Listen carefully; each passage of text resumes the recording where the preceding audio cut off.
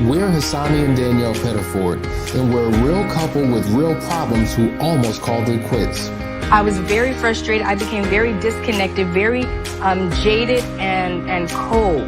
We have 4 children, going on 20 years of marriage, and we practice what we preach. Our mission, to change the way couples relate to one another and teach them the skills needed to improve the quality of their relationships. This is the Couples Academy Show. Good morning. Good morning. You are watching the Couples Academy Show. My name is Lakeisha Hines, and I have with me Roland Bradley. Mr. Roland Bradley, my brother. How are you feeling this morning, sir? I'm doing excellent, Miss Lakeisha. How are you? Man, I'm doing awesome. You know what? Because we are one day away from one of the most blessed days of the week. Next to Sunday. Right. Next to Sunday. Friday. So I'm feeling real good. I'm feeling super good today. You guys, Hassani and Danielle, are celebrating their 20th wedding anniversary. Is that not amazing? We love you guys, and we hope that you are having the time of your lives. They out in Vegas, y'all, doing it big. We miss them, but we're so happy that they're having this opportunity to share that love and just, man, 20 years, Roland. I'm trying to get there. Roland. 20 years, I'm trying to get there. Hey, listen, it will come faster than you think. So Enjoy it. They say time flies when you're having fun. So enjoy every minute of it. I'm doing my best. To make it do what it do. All right, you guys. So we're continuing our conversation that we started yesterday on how a sexless marriage can lead to infidelity. But let's just be clear. We want to be 100% transparent and clear with you all that we are not saying that a sexless marriage gives the person the right, the authority, the green light to go ahead and be unfaithful and to commit adultery. That is not what we're saying. What we are saying is that we understand how it can create such a major disconnect in the relationship and get people to the point where they feel like they don't have any other choice but to step out to try to get sex from someplace else. So you already know, we're talking about sex. You know, I'm in my happy place this morning. This whole no sex thing is not bringing me to my happy place. Like, I don't feel good about that at all, but I understand that this is a real thing. And so instead of us focusing on the what, we're going to focus on the why. What's the why behind why you're having a sexless marriage? So some of the things we talked about yesterday were childbirth. You know, there's a lot of changes that take place within that woman's body and just hormonally and physically. And, you know, she's got a baby pulling on her all the time. There are multiple children in the house with a newborn baby. Roland, you've been there. You're a dad. You already know that it can create some serious chaos in that household. Absolutely, because now your attention is drawn from one another to drawn to the children, drawn to the little baby. And, you know, everybody wants to, you know, grab on a little baby. And we have to understand that in that moment, in that time, it's a special time and we can't take it for granted. However, if we allow it to affect our sex lives, our marriages, it can cause detrimental damage. But we have to enjoy the moment and not take it for granted. Oh, Mr. Roland, so you in the hot seat today because guess what? It was the ladies yesterday. Like, we were running it yesterday. So you got all the heat on you today because you got to represent the brotherhood today. Okay. So now you made a good point. You said something about attention. All of the attention is on the newborn baby. Yes. And so that means that you lost some attention. Is that what it means? Is that what I'm hearing, my brother, that you lost a little attention when the newborn baby came along? Well, I mean, the fact of the matter is that is the truth. You know, the attention is shifted. And as men, we have to accept that and realize that. But the good part of that is the fact that we know where the attention is going. The attention is going to our seed, to our offspring. It's not going to another man. It's not going to, you know, your closet or your shoes or your bag, right? It's going to, you know, to our little baby. And so if we mature enough, if we take our rightful places as men, we should have a level of understanding, give the wife a level of grace to understand what's happening and not put so much pressure on them. And then, after a certain period of time, we circle back around and get it popping again, right? Like we have a little season where we got to go through, have a little drought, but then the rain should come after the drought, right? Well, that's what we as men pray and hope for, because a lot of times, we go pouting in the corner because first we have to deal with the fact that the attention has been shifted, and then we have to wait for a period of time, which we understand. But then we just want to make sure when that period of time is up, we don't want to pressure you, but we want to remember, hey, listen, you said something about some time. I'm looking at the calendar, I'm checking it twice and making sure.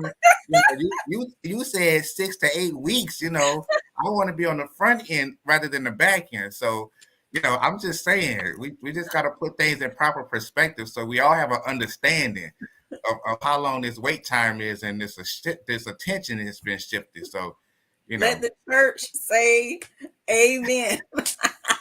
Well, listen, I'm going to tell you something. You need to be checking in the SOS on Tuesday nights at 9 p.m. because I'm going to tell you how to keep it going even in the midst of you not having intercourse. Because there is something called outer course.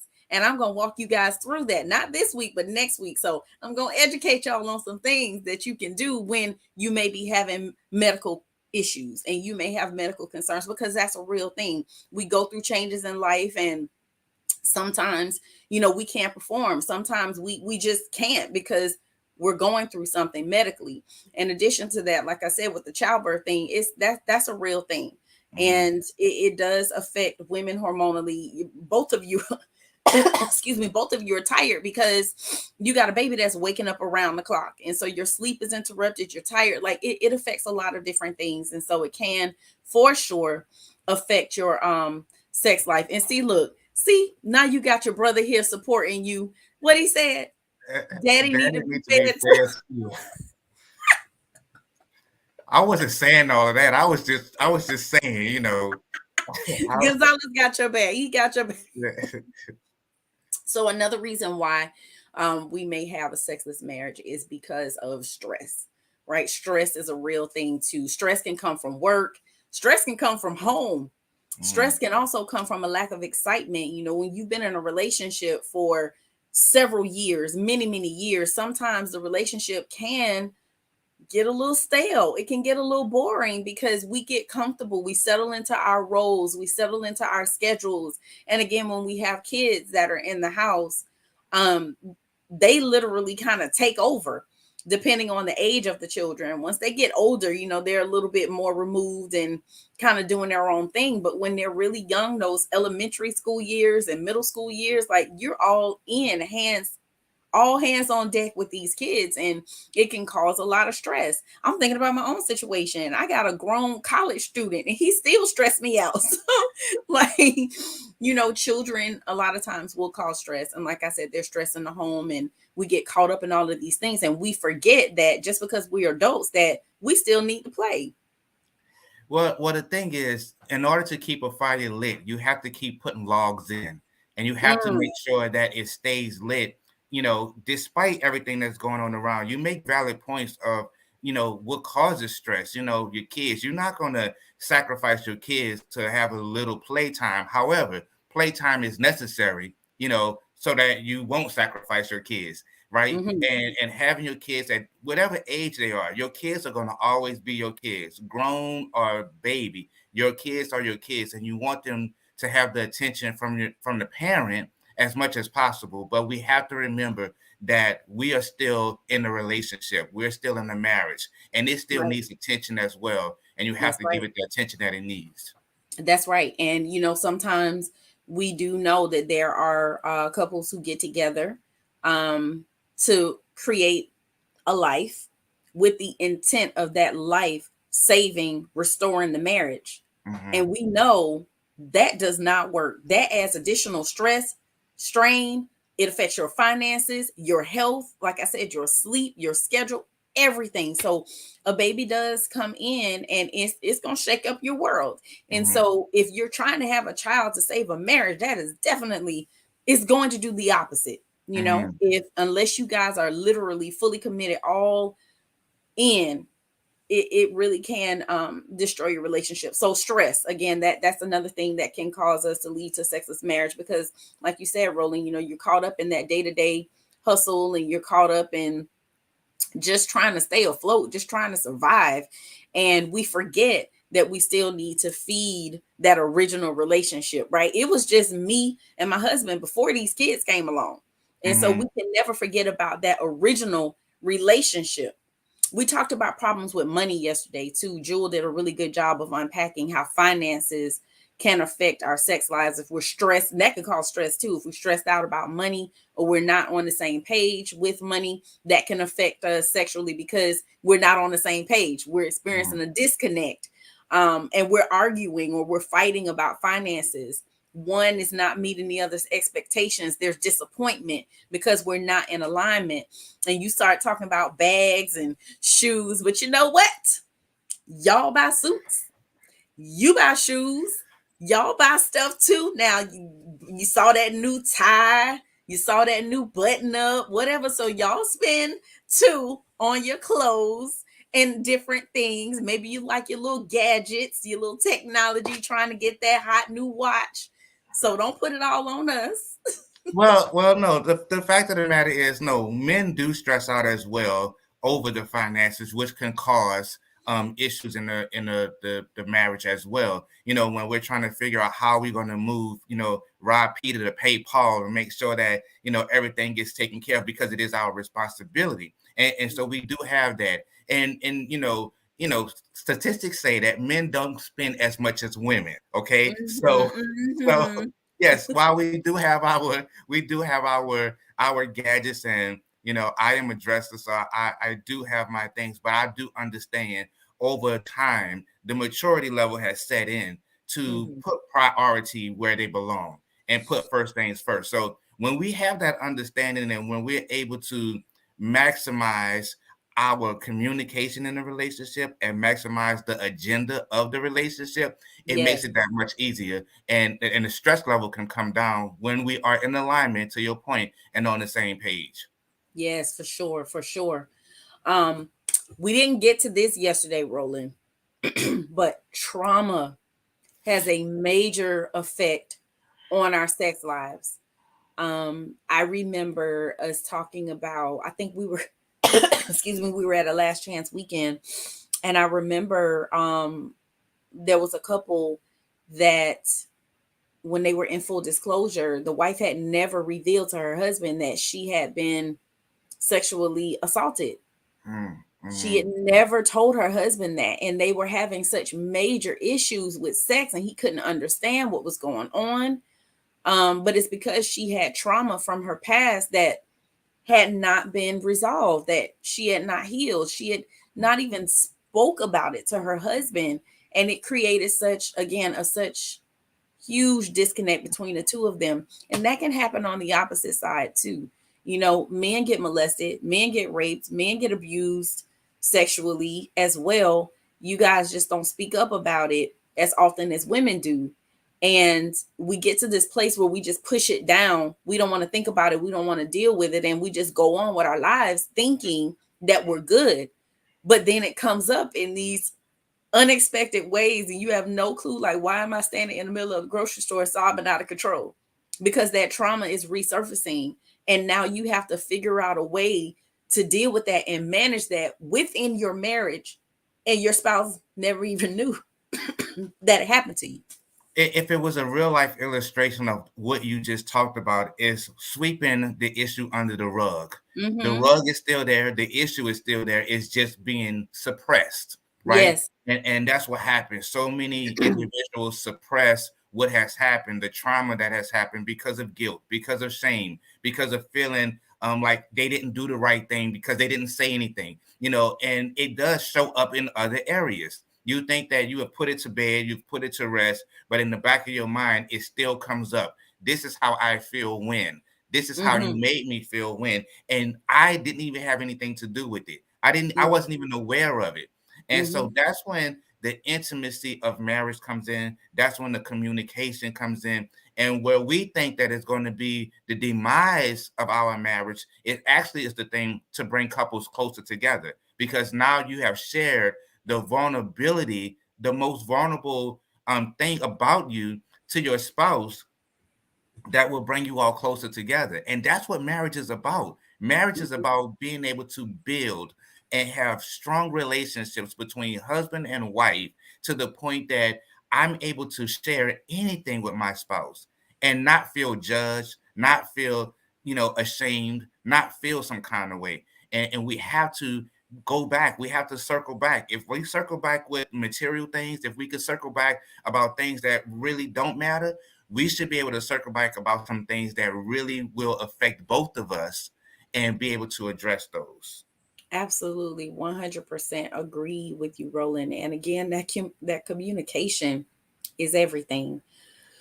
And you should be able to share with your spouse everything, right? Your deepest, darkest secrets. I mean, you are giving all of you to your spouse. And so they should know what's going on with you. They should know about your past traumas and hurts. And these are things that we should address, hopefully, before we even get married. But if we don't, definitely, as soon as possible, let our spouses know that, hey, this is the reason why, I haven't been as open sexually, or why I respond a certain way to your touch, like, because the spouse internalizes that and they feel like it's about them. It's something they did wrong, or that's something that they're not doing right. And so it's our job to communicate to our spouses, what's going on with us, past hurts, traumas, and even traumas that come up within the relationship, like infidelity, that will affect your marriage relationship. So we'll dig a little deeper on that one when we come back from the break, but we're going to take a quick commercial break. You guys are watching the Couples Academy show. Stay tuned.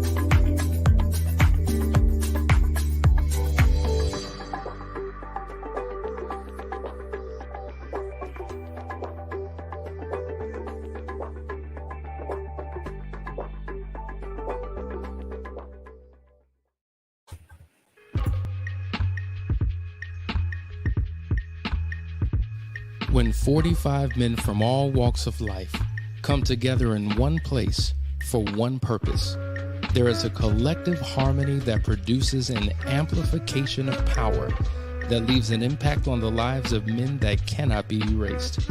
A fraternity of legendary men, all at the tipping point, on the precipice of greatness, meeting for one weekend to turn their worlds inside out. For the first time ever, the Foundry experience. Not an event, not a seminar or retreat, but an opportunity to come face to face with the man you were always destined to be. If you want a life that's better than the one that you are living, meet us January 2023 for the Foundry experience.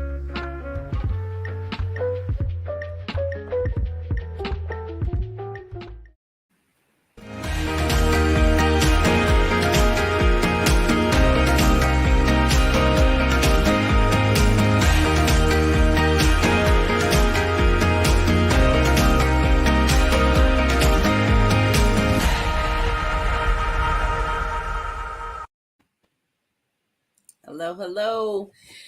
We're back. You are watching the Couples Academy show. We are talking about how sexless marriages can lead to infidelity.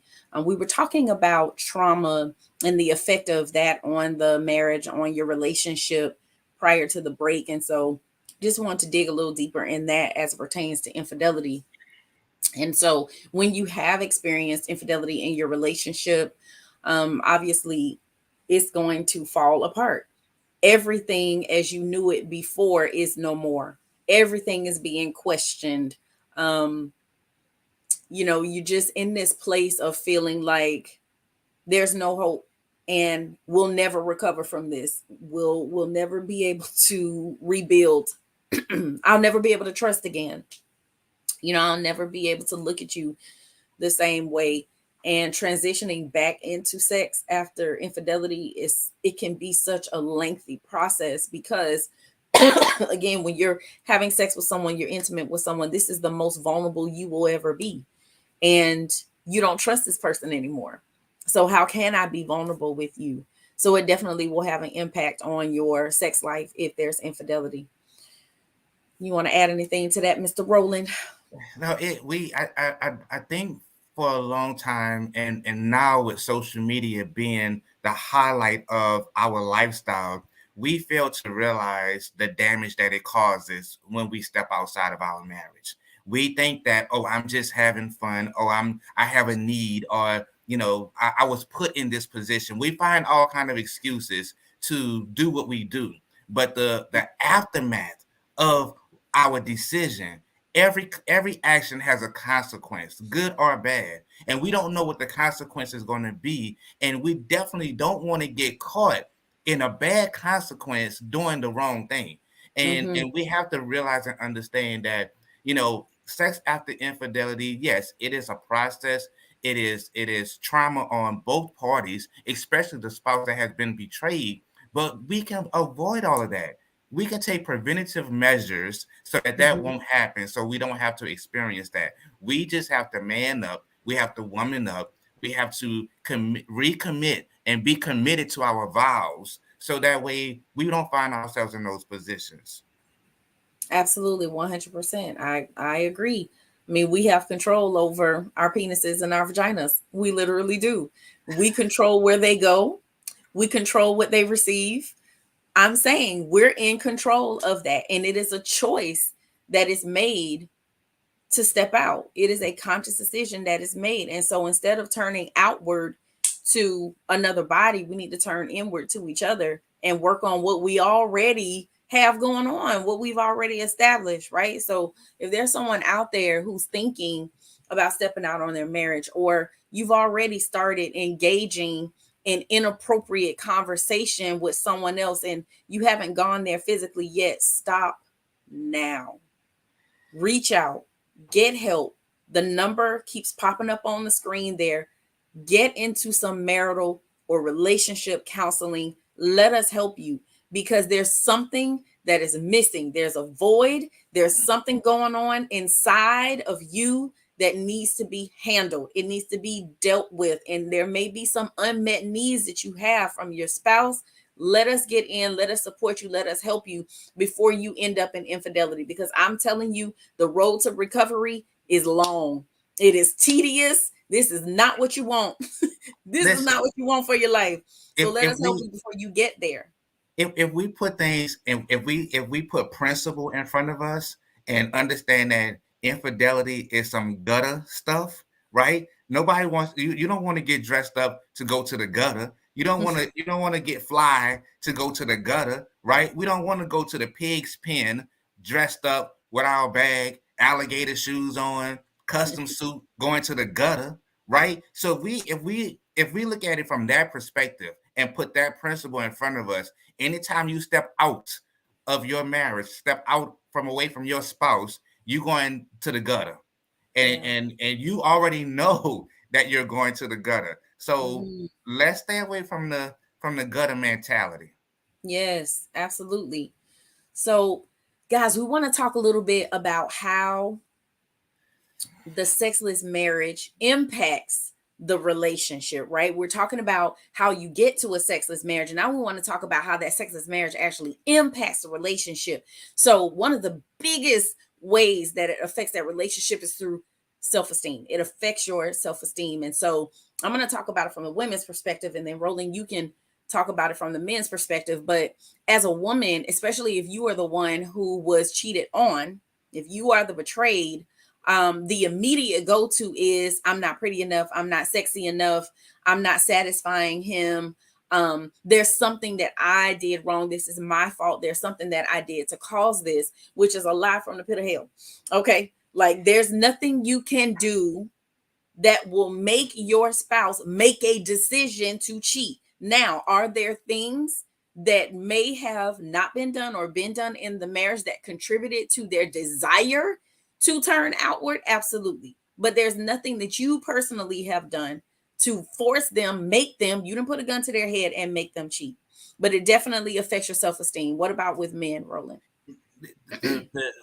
To be honest and transparent, men deal with a lot of insecurities, right? Mm-hmm. And low self-esteem is one of those insecurities. And so what men do, we find ourselves overcompensating, trying to feel like we still have it or we still demand, right? And so what that does is we become flirtatious. We become, we put ourselves out there or to make ourselves seem available to be down for whatever. But low self-esteem resides in men when you don't know who you are, when you're not confident about who you are, and not having sex at home results into having low self-esteem for men, right? And so now we need attention elsewhere. We're seeking for attention elsewhere. We try to do all of these things to make it seem like, how you doing? I'm good. I'm okay. But in all actuality, I'm hurt. I'm broken. I'm not the man that I want to be. I don't have the job that I desire to have. Now we start comparing ourselves to somebody else, and it puts us in a position to feel as if we're not worthy. So we stack low self-esteem, and then we put, judgments on it, to justifications on it, to say why we have low self-esteem, to justify why we do what we do. But we have to understand that not doing the work at home or not having activity at home can cause low self-esteem, which causes infidelity. Absolutely, Roland. Wow, powerful point. Also, I understand that men can see their wife's lack of attention sexually and intimacy as a sign of her lack of desire for him, which in turn lowers his self-esteem. And also, if a man is constantly initiating and the wife continues to reject, that also will put you guys in a place where, your self-esteem is affected. And that's true of women as well. When you stop initiating, because we're used to being pursued, right? So when you stop initiating with us, that makes us also feel like you don't desire us, and that affects our self-esteem as well. So it actually goes both ways. I want to talk about how men have a strong need to feel like the man. And you have this strong need and desire to feel like the king in your castle, to be the head of your household, and you want to lead. And because sex truly is energy for men, which we talked about, you joined me on my show and we talked about how sex is energy for men. If they're not getting that sex at home, then a lot of times it makes them feel like a failure. Do you find that to be true? It absolutely does. Listen, I want to feel like king at home. So when I go out, anybody that comes to me, they're only giving me confirmation for what my queen has already told me. It shouldn't be I feel kingless when I leave home, and outside everybody makes me feel like a king. Everybody's calling my name. Everybody sees me. But I'm not being seen at home.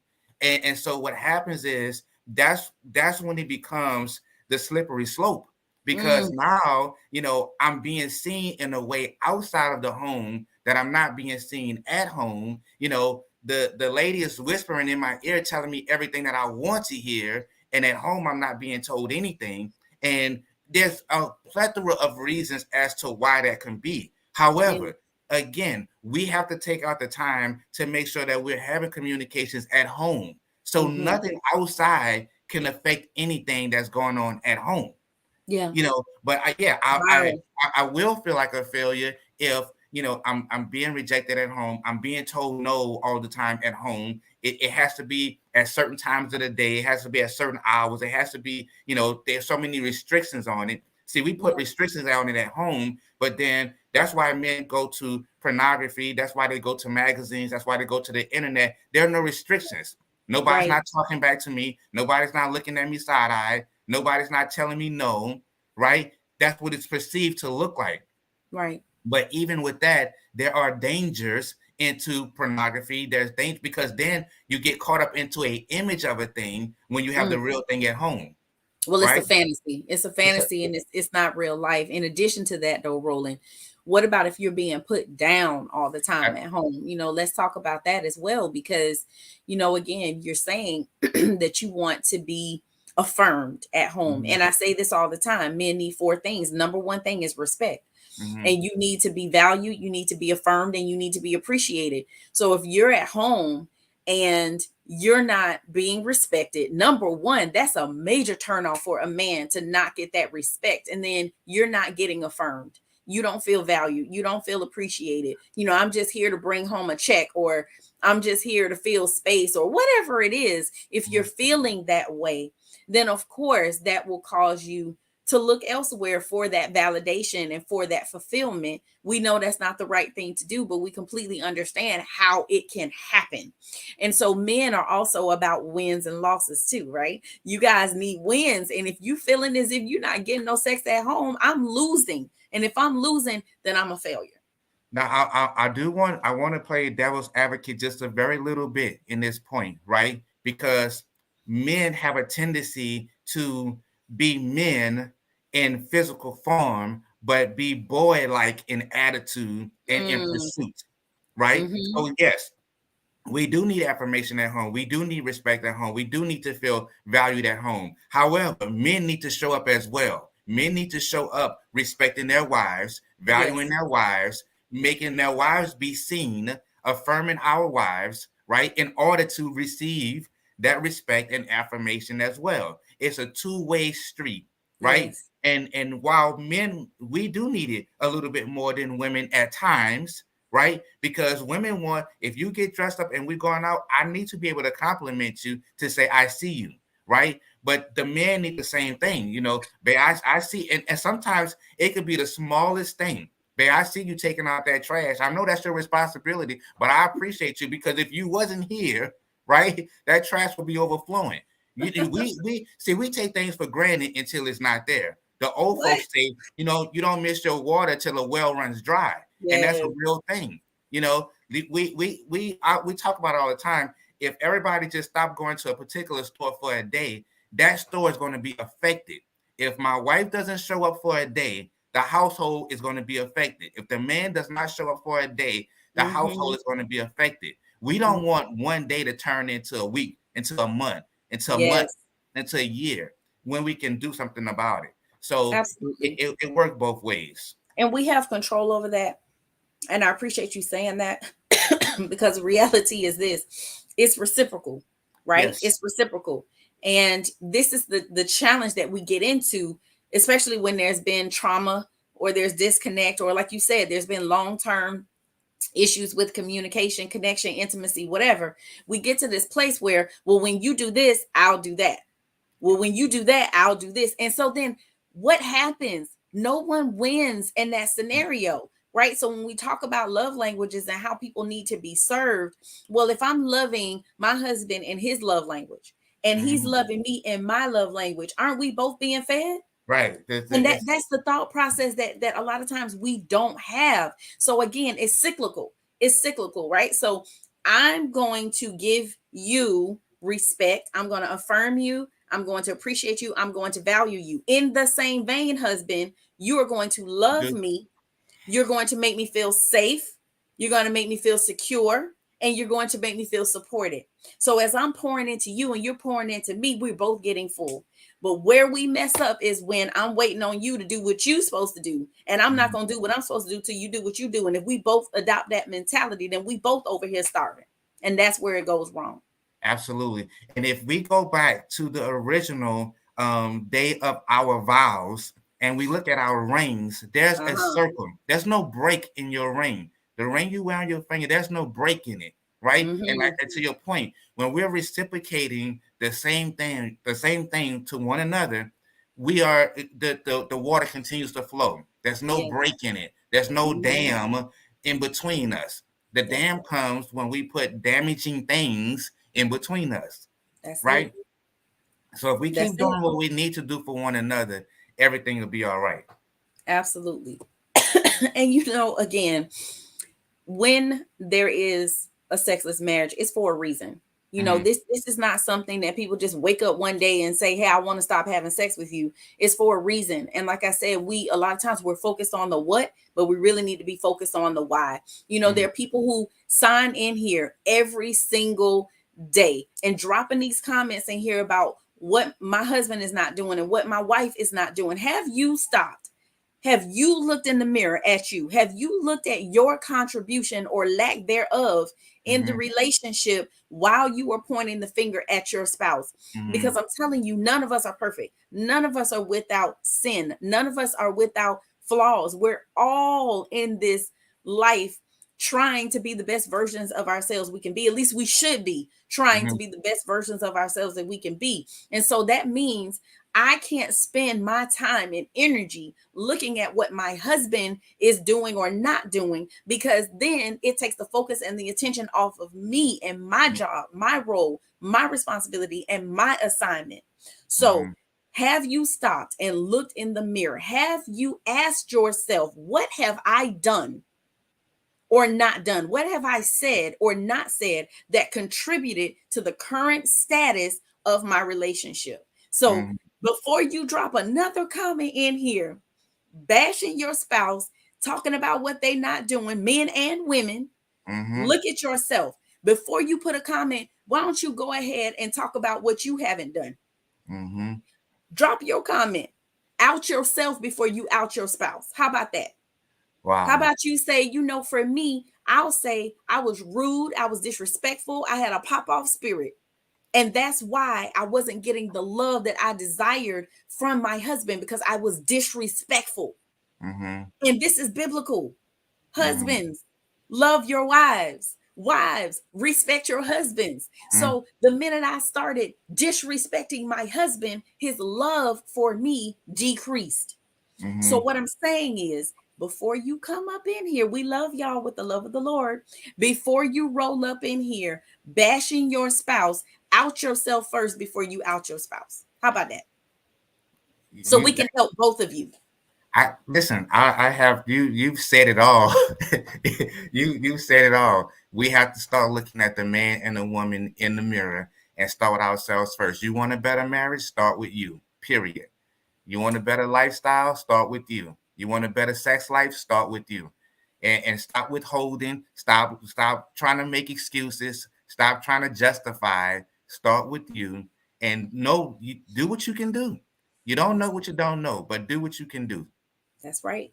And what you don't know, call us so we can help you. So we can help you. You guys, you have been watching the Couples Academy show. We are so thankful for you guys to be here. And just know, when we're talking to you, it's coming from a place of love. We want you guys to have a life in abundance and joy and peace and prosperity, and most importantly, good sex.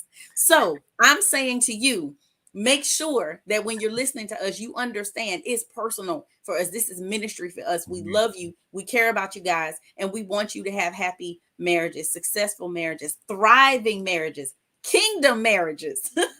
So thank you for watching. Make sure you tune in tomorrow. What's happening tomorrow, Ron?